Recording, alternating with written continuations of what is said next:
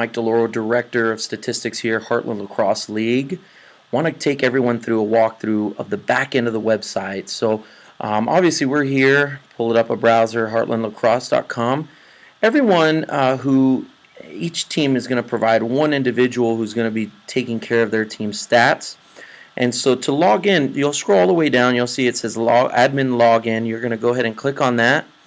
And as I mentioned, each program is going to provide one name and one email. You will receive an email immediately, which you will set up your password. I've got my information saved here. And we're going to log in and we're going to see the back end of the website. So one of the things that you'll notice is that there are numerous tabs that are going to be related to the statistics, and probably most importantly would be the schedule tab. So I have fictitiously created a game here for this example between Durant and Deer Creek. Here is where you would add a game. Now, for most of these games, in fact, all these games have been entered in from Arbiter. You'll notice that there are a few games such as Republic versus To Be Announced. Obviously, if we need to delete or edit those, you would be able to click on that particular link and click on that. If there needs to be a change of opponent, you'll be able to click the away team, and there should bring everybody in from the league. But anyways, going back to the example, we're going to look at Durant versus Deer Creek. You're going to click a link here that says score. This is the scoring interface that is tremendous, and again, we're going to go through this step by step. So the first step we need here is we need to select the active players. There is a portion here which can select all. I want to caution everybody not just to default to that, because if you do happen to have a player who's not active, it is going to count against his scoring averages. So for example, let's say that we have everybody minus Nathan Lee playing and Jacob Parrish playing. They're going to be considered inactive, and for the sake of the example, let's say Deer Creek is everyone's active for them. If you have multiple goalies, you're going to have to indicate which goalie is starting. So in this example, we've got Sean as a goalie here for Deer Creek, and let's see, and we've got James. So let's go ahead and say James is, so you can select here. Let's say for, maybe your goalie gets injured or you need to activate a different player as a goalie, you'll just have to select them. Let's say in this example, Cooper, we got to move him to goalie, so we can move him move him there, and we can select Cooper. Okay, so now we're going to go ahead and move forward to the scoring game of the game.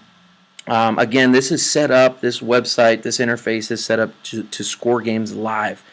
It's amazing to work with, and it's very simple. Obviously, now that we're going to go ahead and assume this is a varsity level game with 12-minute quarters. If you need to go 10-minute for JV, you can just type in 10 minutes there. Once the game starts, you'll go ahead and hit start the game. As events happen, you're going to click. So let's say Durant wins the first face-off. You're going to select. You'll click on home player. Ours is 32, and the away player was 17. Winning team was home, and then you'll hit save or save and ground ball if the player wins it to himself. We'll say that he won the face-off. We're going to just hypothetically state that there's a ground ball from number 18 on Deer Creek, and we're going to save that. Let's go ahead and say there's a stoppage of play. Ball goes out of bounds. You'll just hit stop play. Once the whistle resumes, you'll go ahead and click start play, and that will time down. Let's say now there's a goal. Say Deer Creek scores a goal. We're going to select the goal scorer. Let's say it was number 4 and assisted by number 45. You'll select if it was at full strength, man up, or man down. We'll say it was full strength and save. One thing you'll notice is the clock does continue to run, so you'll have to stop it, of course, after we're entering in. Let's say there's another face-off and we're starting play again. This time face-off is won by Edmund, so you'll click on here 17. Winning team was away. He won it to himself. We'll say save and ground ball. The loose ball here is going to be away, and our player here, save.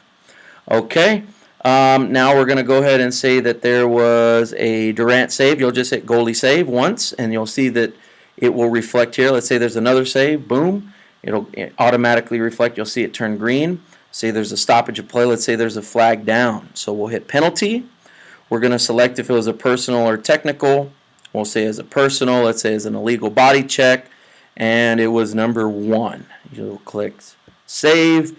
Now all of a sudden we'll hit start of play. Play will go on. Let's say there's a goal. So Deer Creek scores.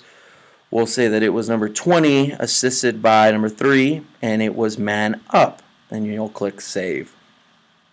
We'll go ahead and stop play. The game will just continue to go on like in this manner. The stats that we're definitely going to be keeping track of would be goals, face-offs, penalties, goalie saves, ground balls. Turnovers and clears are going to be optional. Some teams are going to elect to do that. It's not a requirement. So as we kind of get into, maybe making, let's say we accidentally credit a player for a goal that maybe we put in incorrectly. You'll click under goals, and you'll see that we're going to go ahead and edit the player. So let's say period 1, we can edit, say we accidentally gave it to 20. It was really number 18, so now we can save it. Okay. You'll notice that you can scroll down here to get to all the rest of it if there is another goal here. Same thing with the penalties. If maybe we accidentally gave that penalty to the wrong player, you'll click on edit, you'll click on the correct player, and then you'll hit save. Beyond that, this is all kind of down here. This is kind of where obviously penalty shots are not applicable. Shots, loose balls, which loose balls is the same as ground balls. Again, clears is an optional stat. Face-offs, you'll see that each one of them has a win. Goalies, you'll see that if there is a change of goalies, you're going to have to make sure that we click on change of goalie. We'll say the home team is going to change goalies from 0 to 7, and then we can hit save, and then that should reflect that goalie changed 7 in. And this is important, especially for those teams that have multiple goalies that play first and second halves. This is also why it's important to make sure that we collect the correct timing of when the goalie saves are, so that it can properly calculate the percentages in that way. Obviously, timeouts are not quite as important, but anyways, it can be kept. If there are any timeouts that are called, you can definitely do that. A great feature that I've used in the past is what's called Game Sheet. So this is great for halftime. You can kind of see a snapshot of everything that has occurred in the game up to this point. Usually I get this sent to my phone, so when I'm giving my halftime speech to our Durant group, we're able to kind of make some adjustments, see how we're doing, and then be able to use this data for post-game analysis as well. There are a few other sections here at the top, goalie saves, that you can actually manually come back in here and adjust these. So say in the event that maybe we only gave our goalie 2 saves and really it was 3, you can go in here and type in 3, and then obviously that will save. Once it turns green, that means that it will save. There are some game details here, so this is where you're going to be able to select information pertinent to the time and the type of game it is. Officials, we don't have our officials here entered into this system, but there's 3 stars of the game, so again, these are kind of optional. You can give your, once the game's over, I usually let the winning team select their 3 stars of the game. Again, that's completely optional. And then any notes that need to be kept. So if there's anything specific to the game that needs to be stated here, you can go ahead and put those. And the nice thing about it is that this is all mobile compatible. So what you see on this screen can easily be displayed on a tablet device or mobile device. The one thing I will caution you is to make sure that your screen does not time out. If that does occur, you can run into some issues. I will say for sure that on a laptop this works even easier. Obviously you got the ability to use your mouse, the ability to make some changes if you need to. Obviously the ability to type in. Say there's, we get somehow or another we get off with our timing in this. You can come in here and type in the exact time that needs to be displayed, 48. You can match the game clock on the scoreboard, and then you can start from there. Again, this is just a tremendous way for us to all utilize this. In the same way, if we do get into a scenario where maybe we can't live stat games, all we got to make sure we do is that we match up the period, the approximate times, and then what all occurred during that moment. Once the game is complete, you're going to click here and you'll click on Final, and then this is going to finalize the game. And again, you could kind of be able to print out a final game sheet if you want for your coaches. but this should have all the information that was entered in, aggregated in a nice, concise way.